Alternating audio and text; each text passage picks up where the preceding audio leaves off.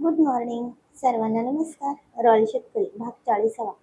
तर आता दोनच भाग शिल्लक राहिलेत आपले डिलीट झालेल्या भागापैकी. तर हे संपले की आपण परत स्टोरी 113व्या भागापासून स्टार्ट करणार आहोत. तर आता तो तिला म्हणाला, अगं प्रिया, किती दिवस झाले असे लांब राहणार ना? तशी ती म्हणाली, अहो फक्त संध्याकाळपर्यंत. असा तो म्हणाला, बरं, पण आता नुसते किस तरी करू देत ना मला. मी नाही काय करणार अगं, तुझी शपथ. तशी ती तयार झाली. तसा तो तिला सीटवर झोपून तिच्यावर आला आणि तिला खूप सारे किस करू लागला.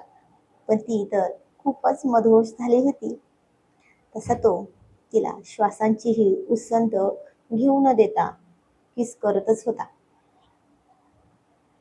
पण आता तिचे ओठ खूपच दुखायला लागले होते आणि त्याचा पुरुषार्थ तिला स्पष्ट जाणवत होता. आता ती त्याला जरा लांब करत म्हणाली, अहो बास ना आता, पुरे. बघा तुमचे हाल होतात ना, काय करणार मग? घरी पण जायचे आहे ना? तसा तो म्हणाला, काय ग, तू माझं मन पण भरून नाही दिलं अजून.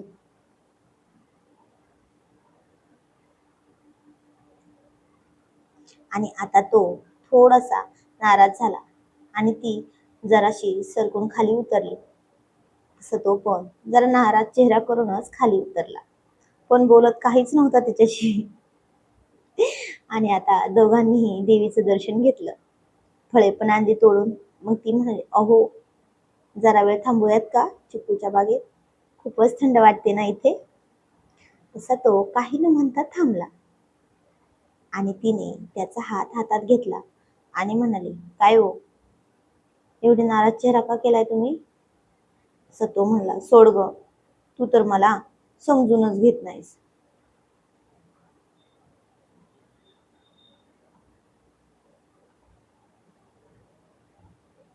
आणि आता तो हात सोडून पुढे निघाला.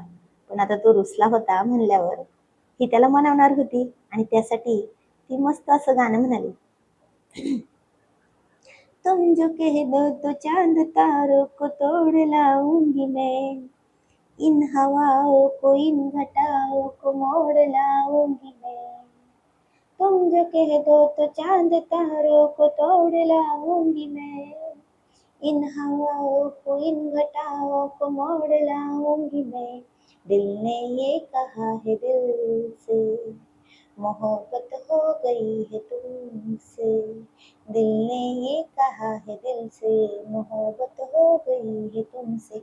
मेरी जान मेरे दिल पर थोड़ा एतबार कर दो, जितनी बेकरार हूँ मैं खुद को बेकरार कर लो.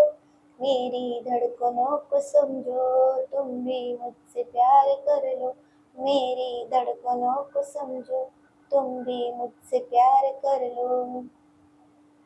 मेरी यादों में मेरे ख्वाबों में रोज आते हो तुम, इस तरह भला मेरी जान मुझे क्यों सताते हो तुम. मेरी यादों में मेरे ख्वाबों में रोज आते हो तुम, इस तरह भला मेरी जान मुझे क्यों सताते हो तुम. दुनिया से तुझे चुरा लूं, थोड़ा इंतजार कर लूं. कितनी बेकरार हूँ मैं खुद को बेकरार कर लूं. मेरी धड़कनों को समझो, तुम भी मुझसे प्यार कर लो. तुम भी मुझसे प्यार कर लो. अशी ती म्हणाली, अहो काय झाले, आता तरी बोला ना, रुसवा सोडा ना. असं म्हणून तिने लहान मुलासारखा ओठांचा चंबो केला त्याच्यासमोर आणि तो खरंच गालात हसला. तसा तो म्हणला, चल ग, सोडली मी नाराजी. आता तो तिचा हात धरून ठेवतच म्हणाला, चल जायचं ना घरी? ती म्हणाली, हो, ओटी भरण पण आहे आणि नंतर तुमच्या हाताने चुडा भरण पण आहे. तो म्हणला, मग चल ना, तुझ्या आवडीच्या बांगड्या घेऊ, घ्यायच्या असतील ना? ती म्हणाली, अहो आबासाहेबांनी सगळं आणलं आहे, ते पण सगळं माझ्याच आवडीचं. तसे ते दोघे गप्पा मारतच घरी आले आणि आईसाहेब म्हणाल्या शिवमराजेंना, अतुलला सचिनना यांना जोडीने बोलवा. राजे घरी, मी इथे जवळपास सगळ्यांना सांगितलं आहे. तो म्हणाला हो सांगितलं मी, आणि सगळ्यांना निमंत्रण पण दिलं आहे मी, म्हणून सगळे आले. पण आता चैतन्य आला नव्हता अजून. मग संध्याकाळी मस्त सगळे वाड्याच्या आतील आवारात जमले होते. सगळ्या बायका तर खूप छान तयार झाल्या होत्या. पण आता त्यातल्या त्यात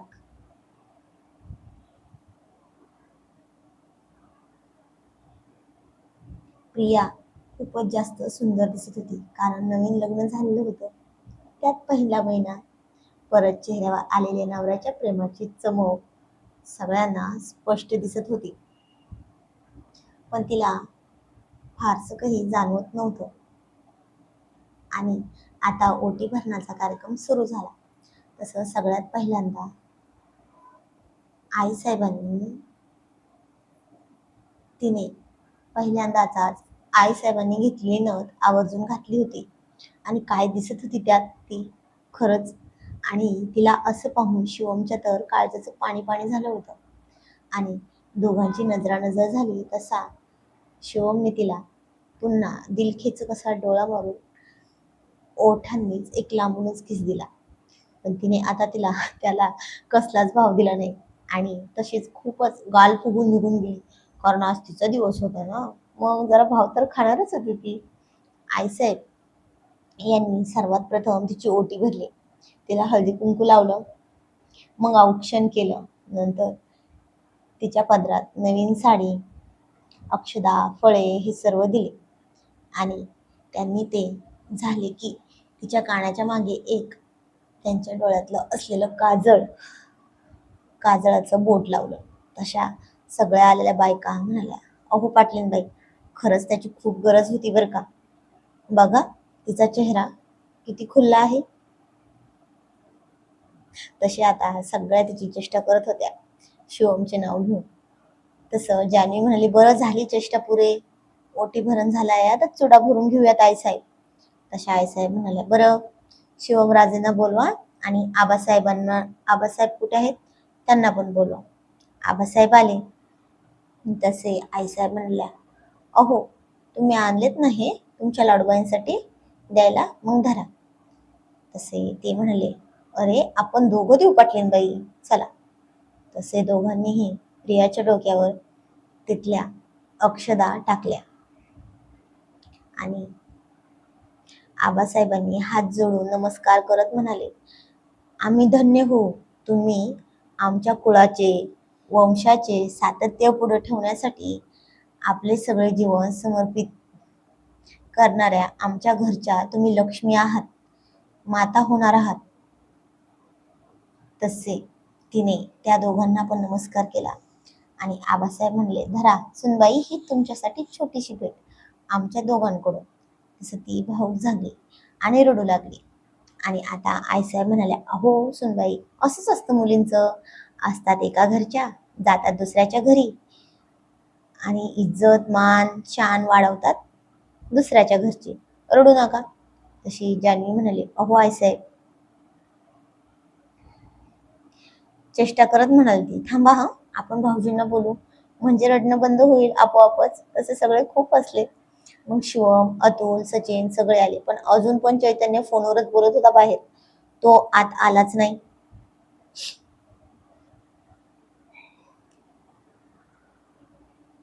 तशा आईसाहेब म्हणल्या, बरं राजे, ह्या टोपलीत वेगवेगळ्या साईजच्या बांगड्या आहेत, आणि तुम्ही त्यातल्या बरोबर प्रियाच्या साईजच्या काढायच्या आहेत.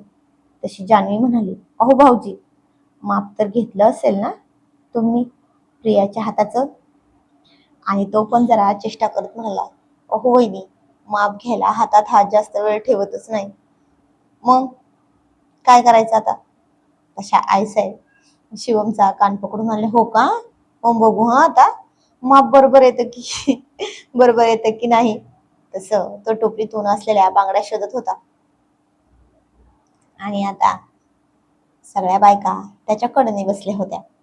सगळ्या त्याला कन्फ्यूज करत होत्या आणि म्हणत होत्या, अरे ही नाही ते माप, ते नाही अरे हे माप.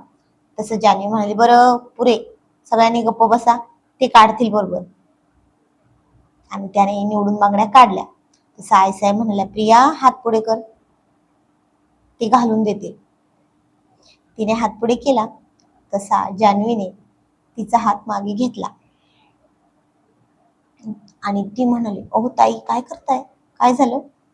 तसं सगळ्या बायका हसत म्हणल्या, अगं इतका सहजपणे हात नसतो द्यायचा अहोंच्या हातात. त्यांना थोडं तरसवायचं, चिडवायचं, मग कुठे ते पण सगळे नसतं ऐकायचं त्यांचं. नाहीतर त्यांचीच मर्जी चालवतील ते तुझ्यावर. तशी ती म्हणली, अहो मी तर त्यांचं सगळं ऐकते आणि हो ते म्हणतील तसं करते पण. तशा आईसाहेब म्हणाले, बघितलं ना, मी म्हणत होते ना, मी म्हणाले पण होते, लाखात एक आहे माझी आमच्या सुनबाई. हो ना. बरं सुनबाई, तुम्हाला हवेत तसे तुम्ही चिडवा, आम्ही फक्त बघतो. तसं ती म्हणाली, हो ठीक आहे. तसं त्याने हात पुढे केला तिच्या हातात बांगड्या घालण्यासाठी आणि तिने पण लगेच दिला दिला पण त्याने बांगड्या घालायच्या आतच हात मागे घेतला आणि स्वतःचे मनगट गोल गोल फिरवत म्हणाले, खूपच दुखतंय माझं मनगट. तसे सगळे खूप हसले आणि तो पण खूप हसला. तिने परत हात हातात दिला आणि पुन्हा पटकन मागे घेतला आणि म्हणाली, थांबा हो, काहीतरी लागले आहे वाटतं माझ्या हाताला.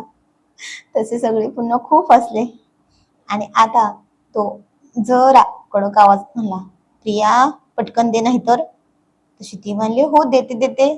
तसं ती हात दिला आणि पुन्हा हात मागे घेणार तसा त्याने तिचा हात मागे घेण्याच्या आधी सगळ्यांसमोर घट्ट पकडून ठेवला आणि त्यात घातल्या की बांगड्या. तसं त्याने सगळ्यांसमोर बांगड्या घालताना तिच्या हातात एक बांगडीची काच तुटून लागली आणि ही बांगड्यांच्या आतमध्ये त्याला कळलंच नाही. पण तिनेही कुणालाही सांगितले नाही. सगळे आता हसत होते.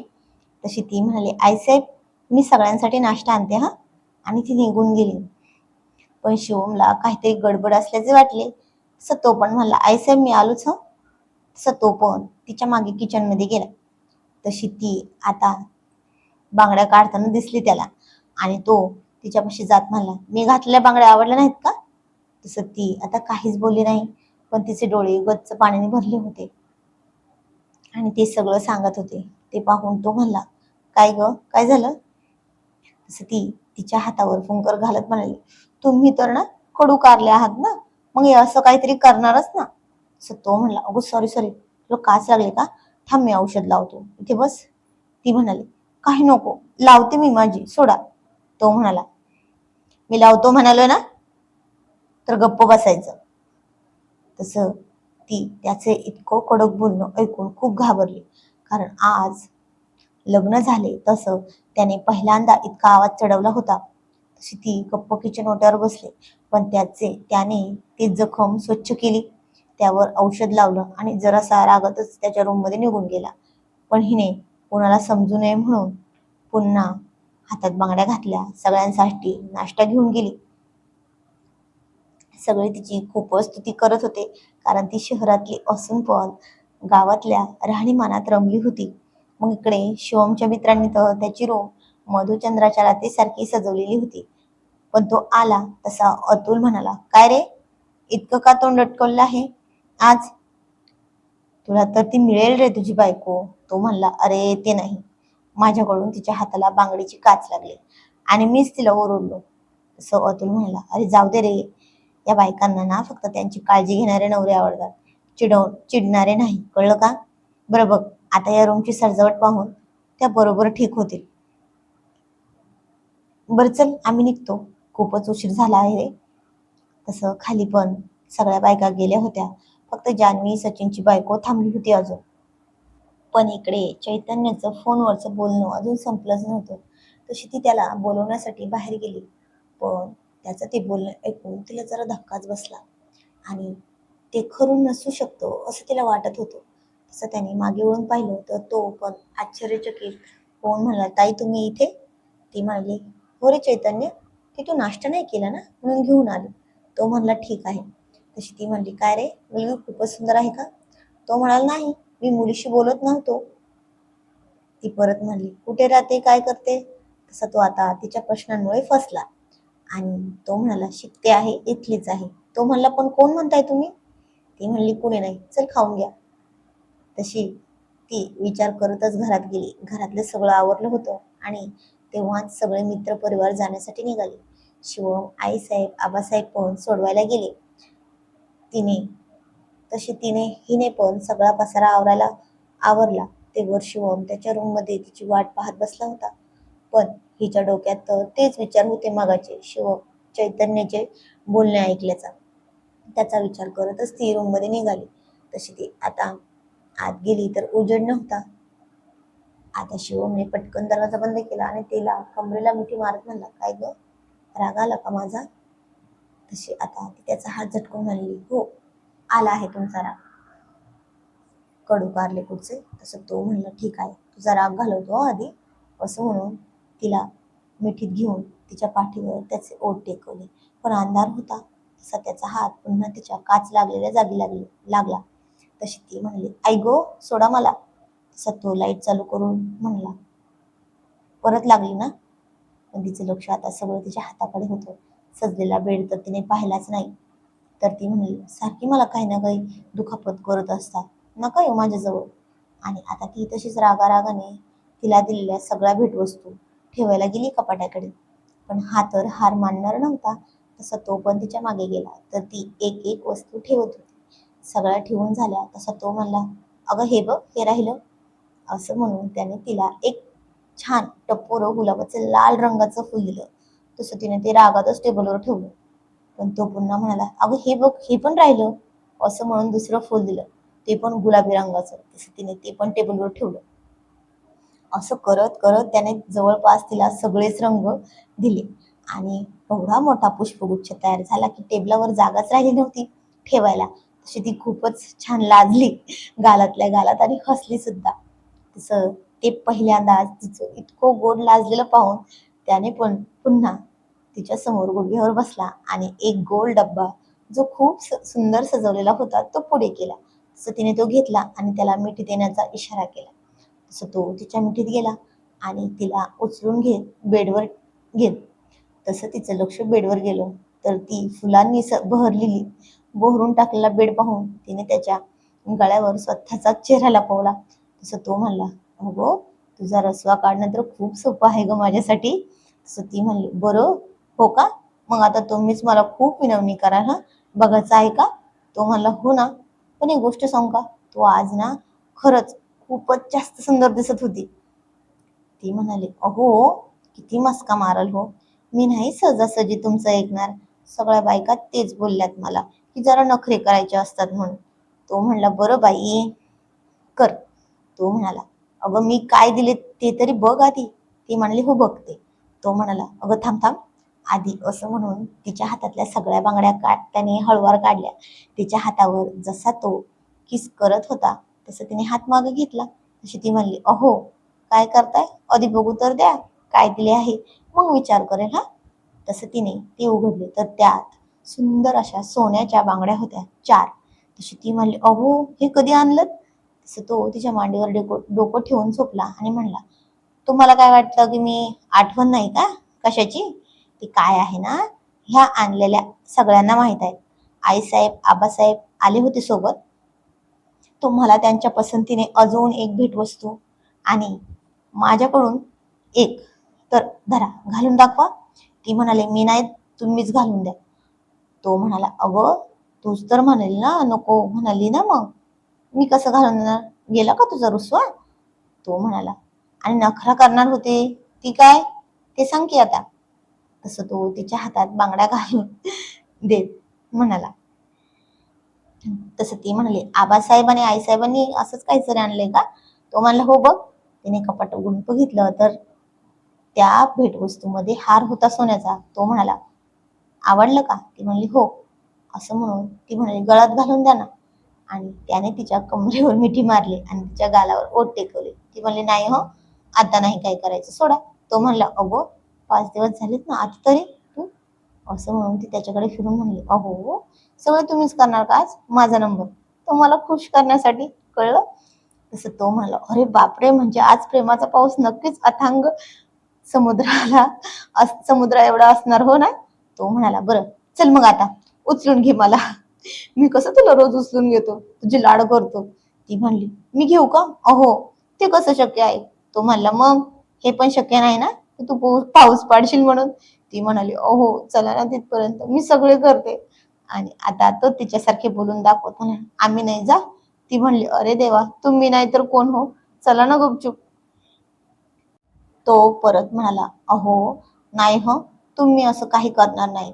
तशी ती हसायला लागली. तो परत म्हणाला, निर्लज्ज कुठले, हटा तिकडे. तसं ती हसत होती आणि त्याने तिला सहजपणे उचलले आणि बेडवर वर टेकून म्हणाला, बरं आता सुरुवात तुम्ही करणार ना? मग तशी ती लाजून तोंडावर हात ठेवून म्हणाले, अहो करते ना. तसं तो म्हणला, मग असं लाजतो का मी? चला, तुमची जागा मी चालवणार आणि माझी जागा तुम्ही चालवायची. मी लाजणार, कळलं? तुम्ही अजिबात लाजायचं नाहीये आज, कळलं का? तर जाणून घेऊया पुढील कहाणी पुढील भागामध्ये. तर आजचा भाग कसा वाटला ते कमेंट मध्ये नक्की नक्की सांगा. आणि आता शिवमची जागा प्रिया चालवणार आहे आणि प्रियाची जागा शिवम